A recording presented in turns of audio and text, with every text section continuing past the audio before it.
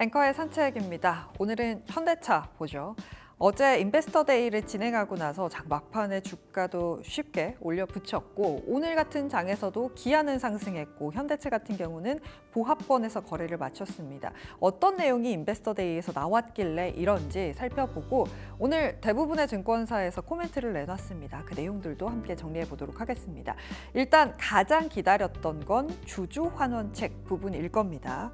25년부터 27년 총 주주 수익률 35%에다가 자사주 매입 4조 원 계획을 내놨습니다. 시장에서 예상치보다 더 많이 내놨네 라고 평가를 받고 있는 상황입니다.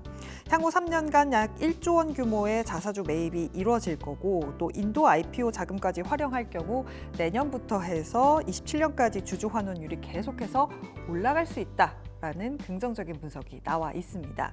다음으로는 생산 전략입니다. 하이브리드 부분을 잘 봐야 한다라고 저희 방송에서도 이야기를 했는데요. 역시나 하이브리드에 대한 내용도 내놨습니다. 판매 목표치 자체를 많이 올렸습니다. 살펴보시면 기존 95만 대에서 133만 대로 40%가량 하이브리드 판매 물량 목표를 세웠습니다. 전기차 캐즘 얘기 계속 나오고 있죠. 이런 부분을 유연한 생산으로 바꿔서 이걸 탈피해보겠다라고 평가하는 겁니다. 여기에 7개인 하이브리드 차종을 14개 차종으로 계속해서 늘리고 특히나 제네시스 같은 경우는 전 차종에서 하이브리드를 출시하겠다라고 밝히기도 했습니다. 투자 계획에 대해서도 긍정적인 분석이 많습니다. 향후 10년간 120조 원가량을 투자한다라는 건데요. 기존에 비해서 10%가량 증액된 겁니다. 파트별로 함께 살펴보시면 R&D가 7조 원, 캐펙스가 4.5조 원 정도입니다.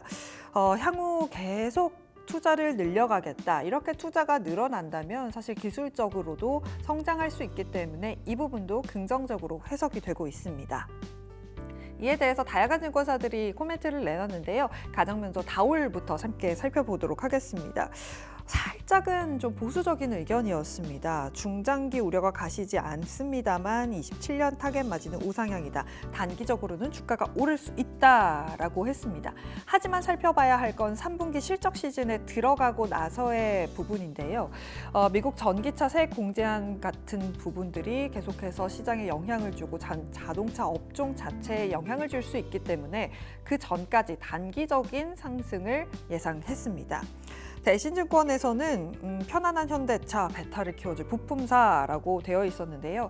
일단 현대차 같은 경우는 주주환원책을 발표하면서 주가의 하단은 막아냈다. 그래서 편안하게 하락하지 않을 것이다. 그렇다면 배탈을 키워줄 부품주를 봐야 한다라고 분석을 했고요.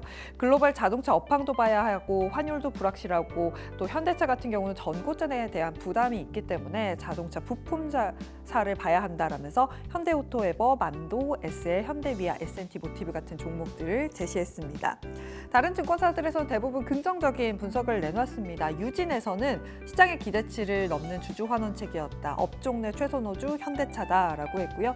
SK라든지 IM에서도 피크아웃 우려 너무 과하다. 기대치 이상의 주주 환원책이다라고 코멘트를 했습니다. 삼성증권에서는 이후에 나올 기아라든지 현대모비스의 공시가 기대되는 상황이다라고 했습니다만 신영증권에서는 조금 다른 의견을 내놨습니다. 주주환원율 40% 이상의 글로벌 완성차 업체들의 밸류에이션이 계속해서 좀 내려오고 있는 상황입니다. 보시면 주요 완성차 업체들의 총 주주 환원율이 40%가 넘는 곳들이 GM, 포드, 혼다, 벤츠 같은 업체들이 있는데요. 이런 글로벌 업체들의 2024년 PER을 보시면 5배 정도 됩니다. 현대차가 지금 5.13배입니다. 밸류에이션이 목에 찼다. 그렇기 때문에 더 오르기는 쉽지 않겠다라는 의견도 함께 나오고 있는 상황입니다. 그래도 공통적으로 나오는 것은 하이브리드에 대해서는 볼 수 있다라는 의견도 나오고 있기 때문에 자동차 부품 업종 내에서 종목도 잘 찾아보시면 좋을 것 같습니다. 지금까지 앵커의 산책이었습니다.